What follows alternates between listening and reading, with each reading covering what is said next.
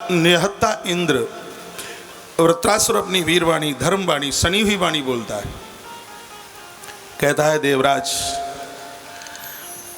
मैं अधर्मी नहीं हूँ, मैं अन्यायी नहीं हूँ। ये मैं जानता हूँ कि विश्वकर्मा के द्वारा ये तुमने वज्र मुझे मारने के लिए बनवाया, लेकिन मुझे भय नहीं है, मैं निर्भय हूँ। निहत्ते पर तो वार नहीं करूँगा, मुझे मरने का भय है ही नहीं।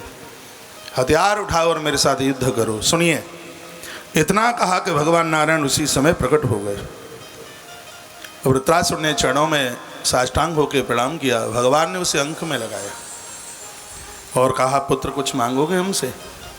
तो वृत्रासुर ने कहा, अहम हरे तब पादैक मूल दासानुदासो भवताश्म भूय मनस्मरेता सुपतिर्गुणास्ते गृढ़ीतवा कर्म करो तुकाय। इसका व्याख्यान कल आप सुन रहे थे। इसने कहा, पादैक मूल दासानुदासो, मैं तुम्हारे दास के चरणों का दास बनना चाहता हूँ, क्योंकि मैं जानता हूँ कि आपको अपने दास से भी दास का दास ऐसे प्रिय है जैसे पुत्र से पुत्र का पुत्र ज़्यादा प्रिय है, जैसे मूलधन से ब्याज ज़्यादा प्यारी है। उसी प्रकार से हे परमात्मा, आपको भी अपने भक्त के भक्त ज़्यादा प्रिय हैं, तो मुझे आप अपने दास का दास बना दीजिए। कर्म करो तू काया गृणीत बाक, मैं मन वचन और कर्म से अच्छे काम करता रहूं। हे भगवान, यह आप कृपा कर दें। परमात्मा मुस्कुराए। और परमात्मा जब किसी को अपने आप से दूर करते हैं तो अटूट संपदा फेंक देते हैं सामने, और वह उस समय परीक्षा होती है कि आदमी उस संपत्ति में सम्मान में कहीं भटक तो नहीं रहा है, कितना फंस रहा है। ईश्वर परीक्षा लेता है। पूरा संसार तो ये विश्वविद्यालय है, हम और आप सब विद्यार्थी जीवन जी रहे हैं, और परमात्मा एग्जामिनर है। ईश्वर हमारी परीक्षा ले रहा है। कहा, संपदा कितनी चाहिए? तो कहता है कि ननाक पृष्ठम न च पारमेष्टम न सार्वभौमम न रसाधिपत्यम। स्वर्ग का अधिपति भगवान ने तो यहाँ तक कह दिया था, इंद्र पद दे दूंगा, लेकिन कहता है भगवान योग सिद्धि कुछ नहीं चाहता, बस बस आपके प्रति तड़फन बनी रहे। और यहाँ तक वो बोल गया था कि जैसे एक स्त्री जीवन पर्यंत अपने पति को चाहती है, समंजसत्वा विरही आकांक्षे प्रियम प्रिय विष्णुम विष्ण्या मनोरविंदाक्ष दृक्षते तम। एक नारी का, एक पत्नी का पति के प्रति कभी भी विरह शांत नहीं हो सकता। लोभी व्यक्ति को कितना भी खजाना मिल जाए उसकी पूर्ति नहीं हो सकती। उसी प्रकार से आप मुझे मिल भी जाएं तो भी आपके दर्शन की तड़फन बनी ही रहे।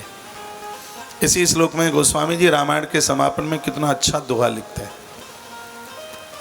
गोस्वामी तुलसीदास जी ने हर ग्रंथ पढ़ा है, क्योंकि मुझे 18 उपपुराण ये सब सुनाने का सौभाग्य मौका मिल गया है, तो यह मुझे लगता है कि रामायण की चौपाइयाँ इन श्लोकों से मिलती है।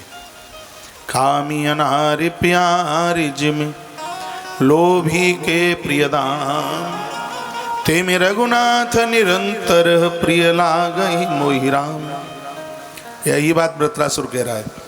प्रियम प्रियेव विशुतम विषण्ण मनोरविंदाक्ष दिद्रक्षते त्वाम। यह कहता है जैसे पति पत्नी को, पत्नी पति को, लोभी व्यक्ति धन को बहुत स्नेह प्रेम करता है, उसी प्रकार से आपके साथ मेरी प्रीति, आपके साथ मेरा विरह बना रहे, तड़फन बनी रहे, ऐसी कृपा कर दे। और जो लास्ट श्लोक में इसने अपनी स्तुति में जो बात कही है वो मेरे और आपके काम की है। वो क्या है? कहा, ममोत्तम श्लोक जनेषु सख्यम संसार चक्रे भ्रमतः स्वकर्म भी। ये बोलता है कि मैं संसार में घूमता रहूं, मुझे भय नहीं। मैं दरिद्र होकर के जीऊं, गरीबी में मैं जिंदगी जीऊं, मुझे इस बात का सरकार बिल्कुल भी भय नहीं है। मुझे खाने को टुकड़ा ना मिले, मैं इसके लिए चिंतित नहीं होऊंगा। दो बातें आपसे कहूँगा प्रभु।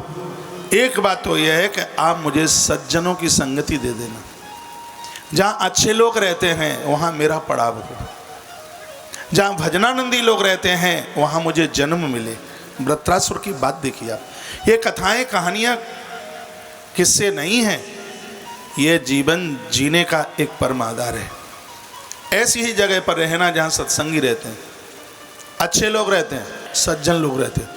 सज्जन बनोगे परमात्मा की भी रौनक बन जाएंगे हम, और दुर्जन बनने की कोशिश करी तो यमराज की भट्टी में जा करके हमें तपा तपा करके उसके ऊपर कठोर प्रहार किए जाएंगे घन के। रामायण के उत्तरकांड में बड़ा सुंदर प्रमाण है। चंदन कटता है कुल्हाड़ी के द्वारा, कुल्हाड़ी चंदन को काटती है, चंदन कटता रहता है और वो अपनी खुशबू देता है, खुशबू देना बंद नहीं करता।